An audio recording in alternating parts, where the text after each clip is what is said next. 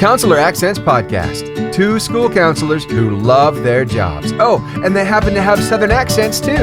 Bless their hearts. I'm Laura Rankhorn. And I am Kim Crumbly, and together we are Counselor Accents. You're looking lovely as ever, Laura. Well, thank you. I got this new shirt, and I feel like it makes me look either A, like a linebacker, or, which that may be my broad shoulders. That may not be the shirt. Okay, And- we're going to blame it on the shirt. Okay. Or B, it looks like I am going to get my hair cut, and it's that cape that they put on you when you go get your hair cut. Either one. I'm going to go, is there a C, both A and B? Okay. All right. A linebacker getting a haircut. Nice. There you go. I think You look better than last week. I can give you that. Barely, but that is not saying much. That is not saying much at all. But I don't know if I'm getting used to life back at school, and I will tell you, I have done a record of days that I have not washed my hair. Well, I was just about to ask if your mom has gotten after your hair with her scissors, or because it looks really good. If I told you how many days it's been since I washed my hair, you would not be my friend anymore. So I'm not. I bet you I would. You know, I go a long time. How many days? Tell her. It will be a week tomorrow. What? Nothing. That's fine. I do that all the time. Well, it just was the best hair week ever. You know what I'm saying? You can't mess with that. And so I started off on Monday, and I did my hair opposite of the way that you had your part, and I went opposite, bold. which had That's me very bold. which people were like, "What have you done to your hair?" But the next day, it fell into place like heaven. And every day, now I will say, I am probably should have redone on Friday, but here it is Sunday, and I'm like, it's almost like, do you remember when on Seinfeld, when Kramer was going to see how far he could go without running out of gas? That is where I'm at. Like, can I go? Keep going. Can I keep going? Can I keep going? It's like it was just become this, like, how far can I go until I run out of gas?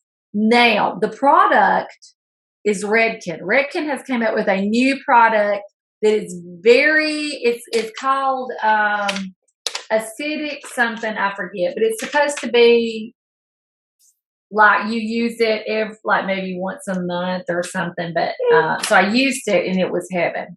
I'm into Redken products right now. Okay. Well, I need something that will keep my hair from getting southern humidity. Like the Redken volume. Well, I do Carline every morning. And so there is a small window here in the South where your hair is going to look good if you're outside. That's right. And it's like October to maybe January. And then after that, you're done for. Yep. So I can fix my hair and spend hours, and then I go out on Carline, and it's terrible. Well, and there are new products now that are like, that make your hair. Like, people are putting stuff in their hair to make their hair have volume in it or make it dirty. And one of them, I think, is called Dirty Hair. Oh. And someone said, you've got to get this, but I'm like, no, I'll just let mine be dirty. I'll just go a week. You can put it in, and it will give you like instant volume. I don't know why I'm giving hair tips when I have gone so long, but anyway, I've got some kind of powder my sister gave me, and I wonder, is that it? It's it. Is it a little red bottle? But it's that big hair.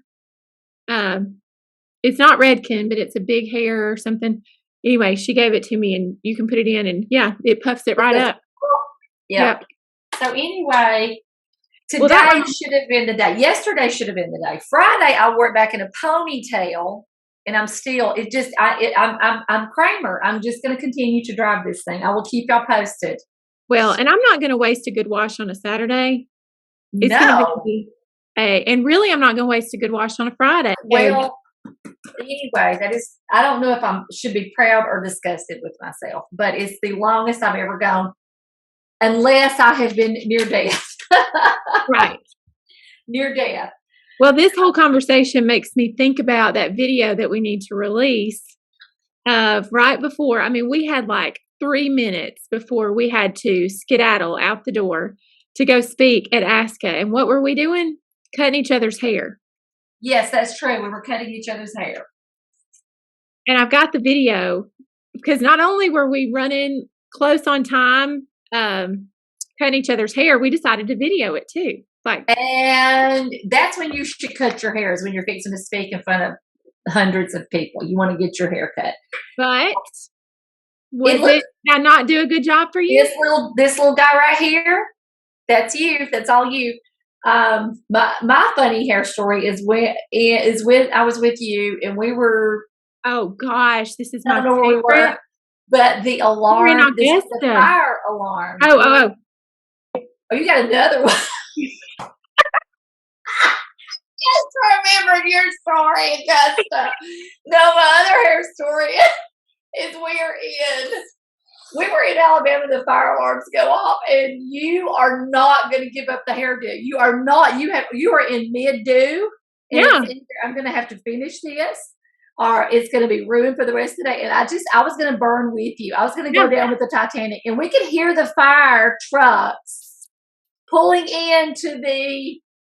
So when we went out to, I don't remember where we were, but we went to whatever function it was or whatever we were doing, and everybody was like, I think it was a kitchen fire, and everybody was standing outside, and we were like, nope. Not us. I was looking at how to tie sheets to get out last minute because I knew you were not going to leave with your hair. I know what hair story you're going to tell. Oh, it's my favorite. Not just my favorite hair story. This might be my favorite you and me together story. Ever. This was like our first time we traveled together. It was. It was a long time ago. Yeah. You were minding your own business, drying your hair in the bathroom. And all of a sudden, the smell of burning hair filled my nostrils. I walk in and you've got 3 hairs left on your head and they're smoking. And you are like holding these burned pieces of hair and you said, I just burned my hair.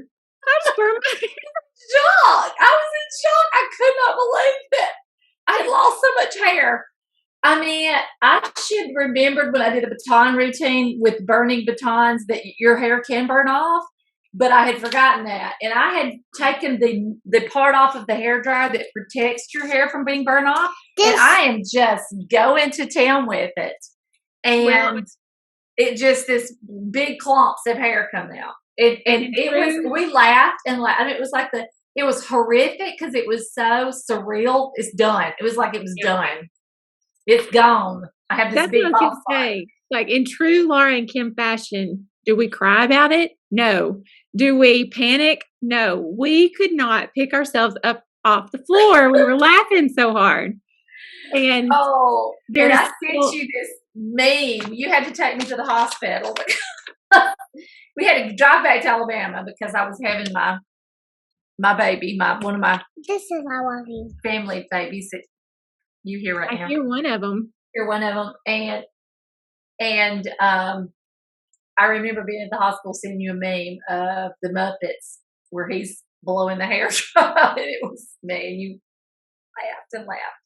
Good times. I know no one's listening anymore. Nobody wants to hear. They're finished with our hair stories. Yeah. Well, we have, you may or may not have noticed that we have not been having guests on our podcast the past few weeks. And that is because everybody goes back to school at different times. In Alabama, I feel like we start back to school in June. While the rest of you are getting out of school, I feel like we're starting back to school. So we're in that full on, like adjusting to several weeks in now. And other people are starting all across the country and they've been asking us questions. We've got questions floating around out there about things like back to school tips. And so we thought, we really need to take some time and answer the questions that our listeners are asking. And then we'll get back to having guests on. The deeper issues and the all the other stuff. But it is, you're either back or you are getting ready to go back. So we're going to we don't have time to answer a lot, but I think all of these are important and timely. So this isn't by any means a complete list. It's just some things that we seem to, especially this past week, have been hearing more questions of. So we're going to just start with Laura. We have no order that we're going to do this in. It's just that we'll bring up a topic and we'll only choose 5 is how we're going to play this game. Okay. And kind of phrase it into question with one another and jump in at any juncture. Well, and I do feel like we need to say we do have a guest with us today, and it is Clara, your sweet baby Clara. My sweet little baby Clara. Here she is. You see the top of her curly hair.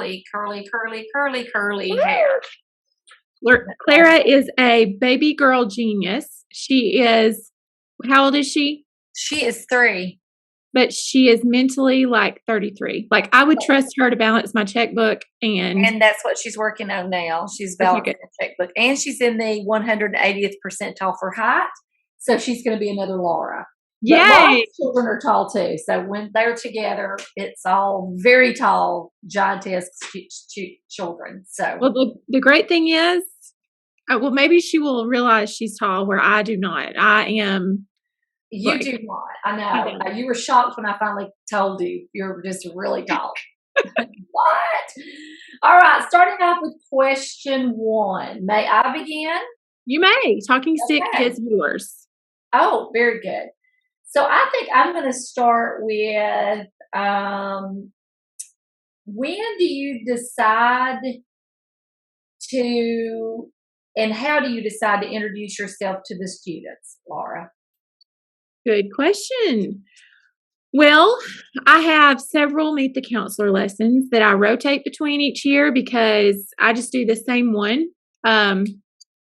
Most of the time I do the same one. So if it is my camping lesson, then all of my grade levels get the camping lesson. So I can't really do that 2 years in a row. Now I have before rotated, and like the lower elementary gets one lesson and the upper elementary gets another. But because we go all out, usually you and I on our first Meet the Counselor lesson, it's easier for me just to do the same one for all of my grade levels.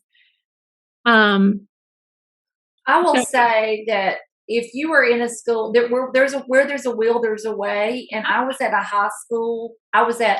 When I had over 1,000 students, and there was no way I could timely. I think that's one of those things that you need to get in probably that first month of school. Uh-huh. And so with that many students, it was impossible for me to write off, and those high school students pretty much need to know what all you do for them, right? And so I did a Powtoons, and it went out to all the homerooms, and they watched it in the homeroom. And the Powtoon, if you're not familiar with Powtoons, last week we did different what'd you say? Yeah, Google things we use. Powtoons is not a Google thing, but it falls under that, how to make our jobs easier. So if you're a middle school or a high school, or if you're a school counselor that's stretched thin and you want a timely, where there's a will, there's a way. But I put that Powtoon out, and it was so cute because there were 2 counselors, and I introduced me and the other counselor, and I showed where his office was and where my office was, and kind of direction thing and what we did, and made it funny and cute. And Powtoons are easy to do. So that's not the only way that you can do it. You might just do a video of yourself talking. Yeah. But I know that some schools are stretched thin with there's using one counselor for hundreds of students. It's just ridiculous. But we do know of one school counselor that has well over 600 students, and I have been there where I've had 1,000. There's no way to do that. But yes, so for middle school, I have middle school, and I'm doing those same lessons that Laura's doing. Like, is the cactus back to school lesson fits in, the kids get that, even in the middle school. So some of those we have on TPT, and there are other really good ones out there too. Yeah. I am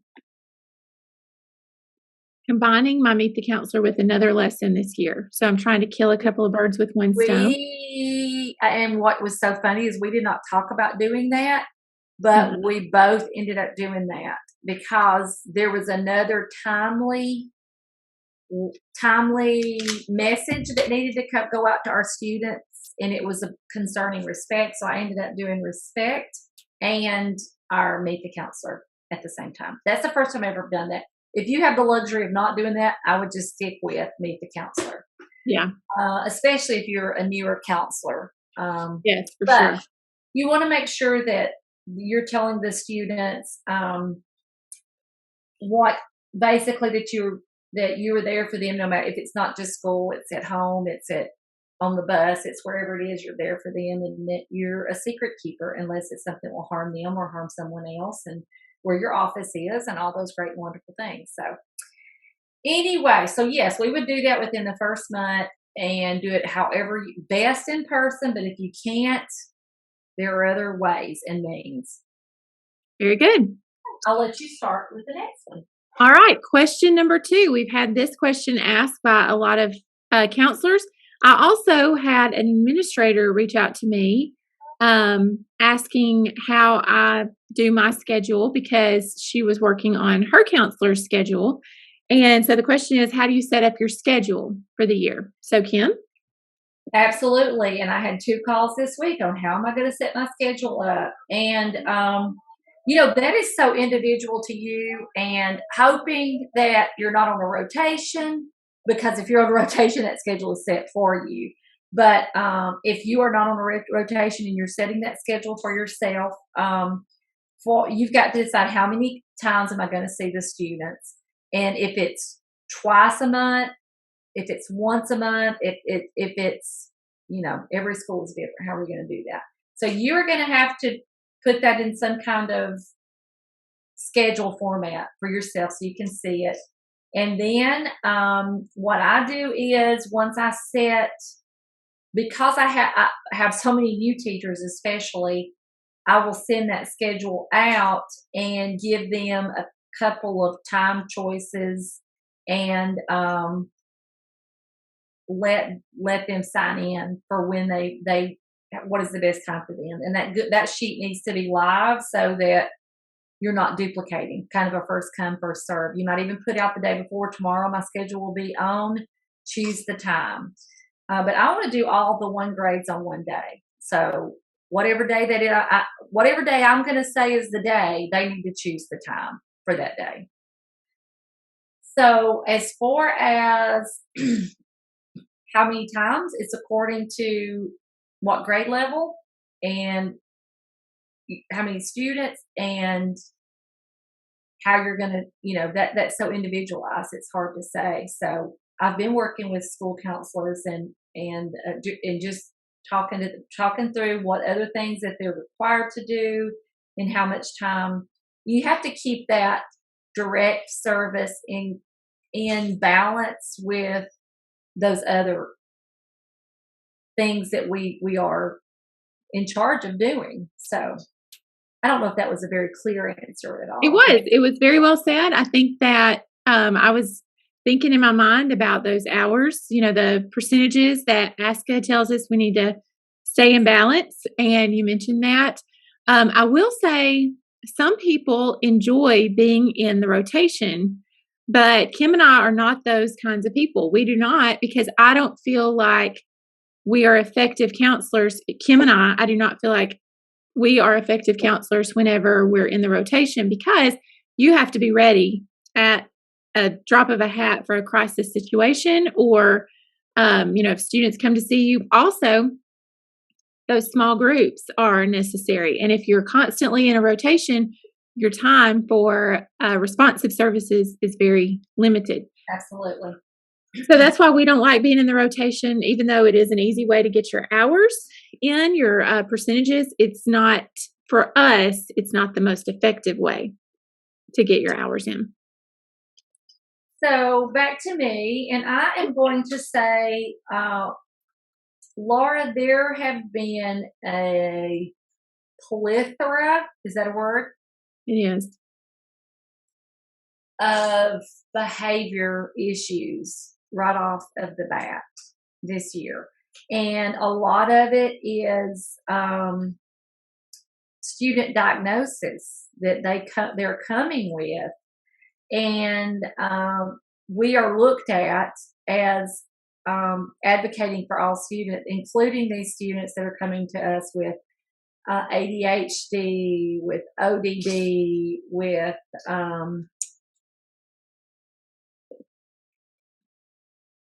autistic on the spectrum. And, I have talked and I've had parents who have called me crying already. It's been a weekend and because they're literally, they're not sure what to do. The teachers are not sure what to do. And to be honest with you, most of the time, I'm not sure what to do.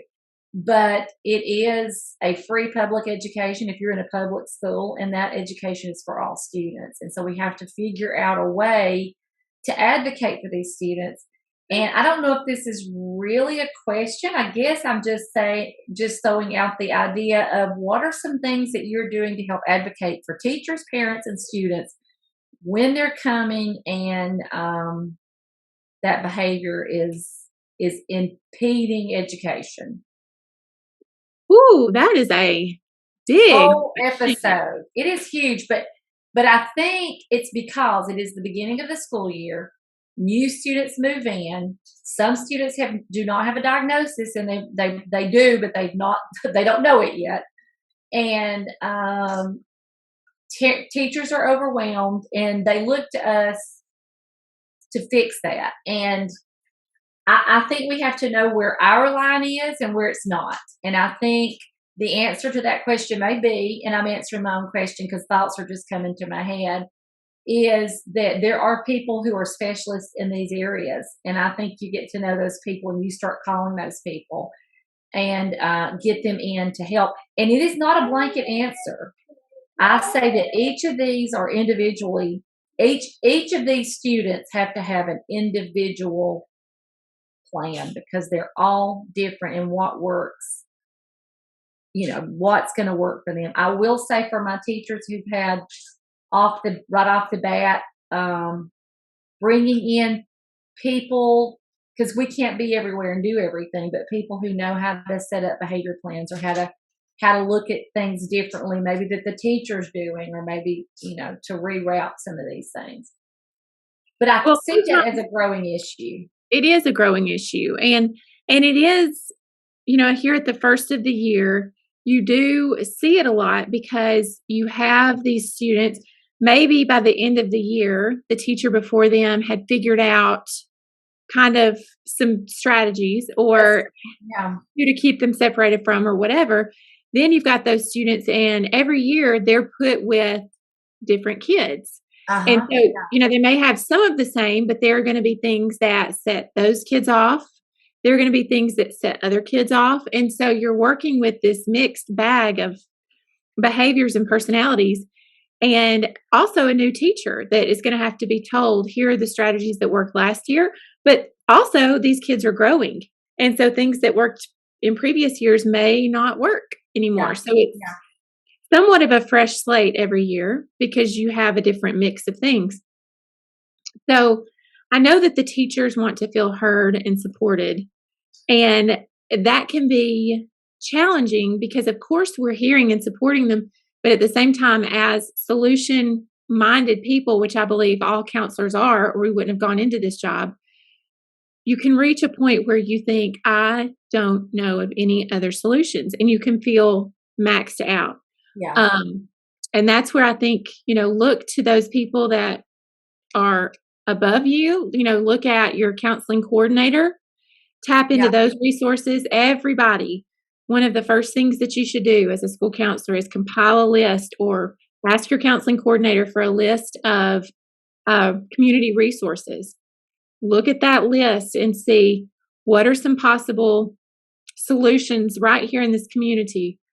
Places that, maybe you could suggest to the parent or whatever, if you don't have those resources there in your school. And of course, always defer to those people that are above you to make sure I think we as school counselors want to fix everything. And we just have to remember our job is to advocate for students to the best of our ability. And sometimes that is finding those resources that are outside and bringing those in, or suggesting those resources. So like you said, finding those resources. this is not a problem that is that is just at some schools. This is everywhere. I don't know why I made that such a difficult sentence, but it is everywhere, and it seems to be growing. And I think that we will begin to see more systems put in place in schools, and some schools are further ahead than other schools, I think, across the nation. Some have already kind of gotten ahead of the curve on this. But well, and it's a great opportunity. It's a great opportunity too. If those resources aren't in your school, it's a great opportunity to advocate for those resources to be in your school. If you don't have school-based mental health, then advocate for school-based mental health. Figure out a way to partner. If your mental health facility won't see students with a certain IQ, then advocate for equitable resources for those students as well. And and that's a true statement. What you just said. Yes, it is. You can't believe that because you're just like, how is that even possible? But this could be a whole podcast because we deal with this. I will say this. If you are in education and you still think that you're going to be able to teach students like sit down, sit up, get in a row, and we're going to do our work like we see, on Leave It to Beaver. Those days are long over. Students are coming in. It is never before is it more like so individualized because every student is so different. I do not know of a harder job than teaching. I just don't. Kudos to teachers, and we, we're in there too. So we're going into those classrooms. So kudos to school counselors. Is it my turn or your turn? Well, you just asked that question and then answered it yourself. Yeah. Let me add this though. School-based social workers. If you don't have a school-based social worker, that was a huge help to me a couple of years ago, and you too. A school-based social worker came alongside us, and maybe I say students are not always a fit for mental health. We don't always need to route a student to mental health. So if you don't have a school-based social worker, then advocate for one. Continue to bang that drum and see if you could possibly get that or a behavior therapist. Again, not everybody needs mental health, but having a behavior interventionist or somebody to come in and work that can see all students and not just the ones with a 70 plus IQ is so helpful. And we are going to have Joy Winchester on, and she is one of those resources that can look at those students and give some ideas, but just generally there are things that just work for students and ideas for teachers. So she will be coming on. She's been on before. We usually don't do twice, but this is going to be one of those that we think is very timely. So she's going to be coming on. We do twice. Olivia came on twice. I didn't say never. I didn't say. Okay. I said rarely. Look it up. What that means. Okay. Go. So the question is, how do we inform teachers about our role? How do we tell them what a school counselor does so that they know, where we maybe bring in a mental health therapist? How do we inform them about our role? And here's the thing, Laura, if we're not telling them what a school counselor does, the teachers, the administrators, they're going to assume you're doing nothing. Yeah. They're going to assume, I wish I had that job. So it's very important for the students and for the program that you do let those teachers know what it is that your job, what it entails. One of the things which I have not done yet, but will have to go out, is our mindsets and behaviors. So they see that we have these standards that we, just like they do. So those will have to be sent out to my teachers.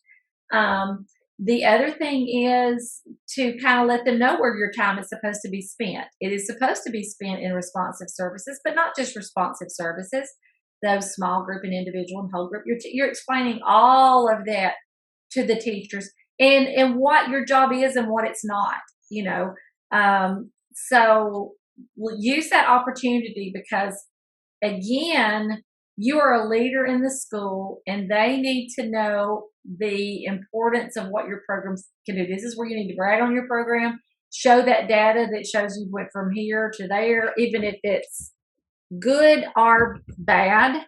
And I would set that teacher meeting up possibly at the very first faculty meeting. There are other things that my teachers have to know right off the bat, and that is what to do with the students in a crisis situation. So there's a lot of information that needs to go out to the teachers. And I also say the parents. Yeah.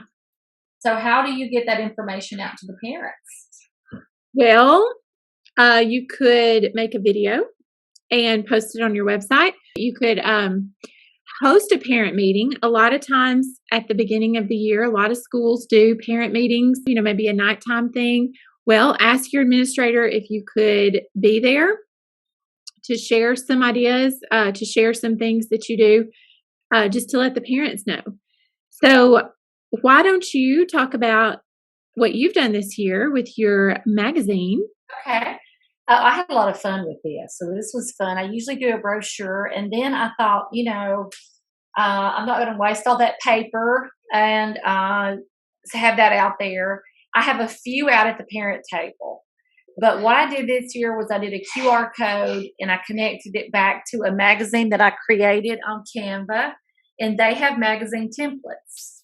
So I used a magazine template, and I did the all about the counselor page of the magazine, and I always wanted to be on the cover of a magazine, but I did not. I just felt like that was being boastful, and so because of my beauty, and that's not right or fair. I don't want people to be blinded by that. Okay, right.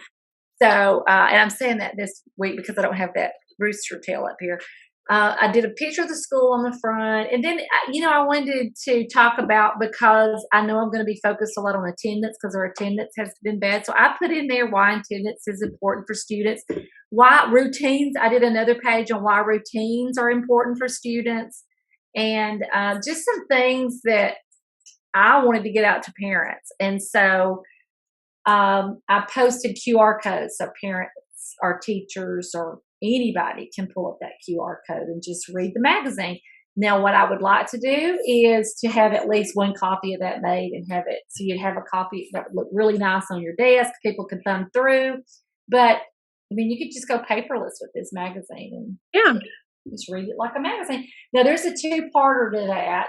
And let me say, because I need to tell everybody this, you create the magazine, but then you have to use a magazine app. Like it's a free that actually makes it into a magazine where you're turning the pages. Oh, nice. Yeah.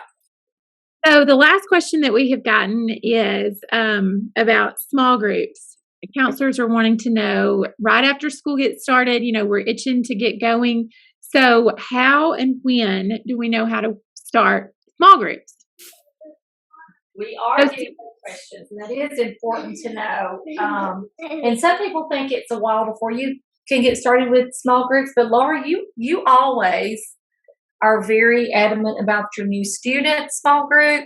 So would that be a small group that you could start, or are they considered all new, or are these just students who are new to your school? These are just students that are new to my school. So I get that one going as soon as I can. And so I just do a new student small group to let students know, it's how it feels to be a new student, and you're not the only one. There are other people. So beneficial. Yeah. It's a lot of anxiety. Yeah. Could you do a coping small group right off the bat, do you think? I don't know if you could do it immediately right off the bat, maybe.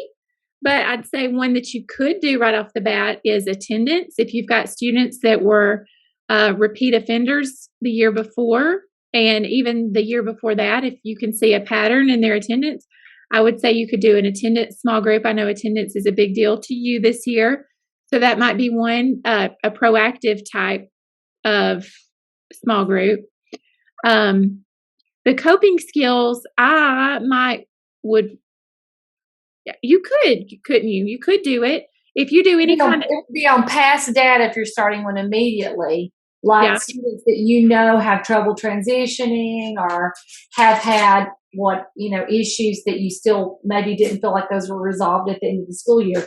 But, every year there's different students who have different issues that come up. And if one of the things that we said we were going to do pretty quickly was minute meetings. And if you've been following anything with Alabama, you know that we're battling even being able to how we meet with kids, and it's called opt-in, there's opt-in laws or whatever. So we're having to get all that figured out, what we can do and how we're going to do it. So we're still going to do minute meetings. Those can be done pretty quickly. And once we get those done, immediately after you do those minute meetings, you can see who those students are who've had things happen over the summer or who are telling you I'm not coping well. Those are the students you can immediately start meeting with. I call those tier 2 students. There's not a thing I can do with or better today. There's not a thing. And if you've got students that are frequent flyers and, your frequent flyers are probably already asking to come see you and are coming in pretty frequently, hence the name frequent flyers, then a great idea for them is to give them a small group, and that may cut down on those individual sessions that you're doing with those students. Teacher referral is huge on things like that too. Teachers will start to see, they're on the front lines, we say, and they'll start to see those behaviors pretty quickly and ask, hey, what can we do? I would have a coping skills group ready to go so that if they do ask for that, you can say, oh yeah, absolutely, I can get this started like this. Someone had posted, someone had commented that they are starting, instead of having a group weekly, once a week for 6 to 8 weeks, they're going to do twice a week for 3 to 4 weeks. And I thought, man, that is really smart because you are getting that content in more frequently and maybe changing those habits quicker than drawing it out to 6 or 8 weeks. So I thought that was really interesting. That'd be interesting to see. That'd be really interesting to see how that data pans out. Like, is it it might be more effective. I've never done it that way. So, there's no, I guess if you've listened to this, you really have to make this your own because your school is your own over everything we've talked about. These are all just ideas, and we hope it gets your brain going and gets you thinking and about how you are going to set all of this up. So I think a lot of things that we do, the work is the thinking how I'm going to do it. The work is once I've decided overall how my program's going to look, that's the hard part is the planning, and then just start implementing all these things. Yeah. So I hope this gets your brain going. And these are just some thoughts. There are a lot of thoughts to a lot of these. Each one of these could be a separate podcast, but there's no right or wrong. And, one of the things is on the small groups, in anything that you do, time is ticking, and those days will get away from you, but there's a lot to be done. So don't beat yourself up if it all doesn't just flow the first couple of weeks. I mean, you just got to, I'm saying that to myself because a week has gone by. Well, I am so glad that everybody has listened in as you have alligator wrestled, as I like to call it. They're in the romper room. So yes, I have wrestled an alligator, and I will show you what she's drawn. But I will not show you what she's drawn yet. She did not mean to draw this. It's one of those. I did not mean to draw this, but it is. I have been suppressing laughing. I will show you this in just a second. Okay. I will not subject everybody to this. All right. Well, you can follow us on Instagram. You can, I'm sure there are other places where we are. You can watch. I can see you're worn out from your week of school. You're like, I don't know. Well, and I've got to take my girls to a birthday party, and one of them just came running down here in her bathing suit, which is great because normally, they're naked. So people sometimes call that your birthday suit, don't they? Oh, that's true. That's true. So I didn't know what you. You can watch these on YouTube most of the time. You can join our Facebook group. We have a course out there, and this is a great time of year to sign up for that course. It is autonomous. You can do it on your own. It's called The First 20 Days, and it will get you going on a great year. And I think that's it. All right. We'll see you next week. All right.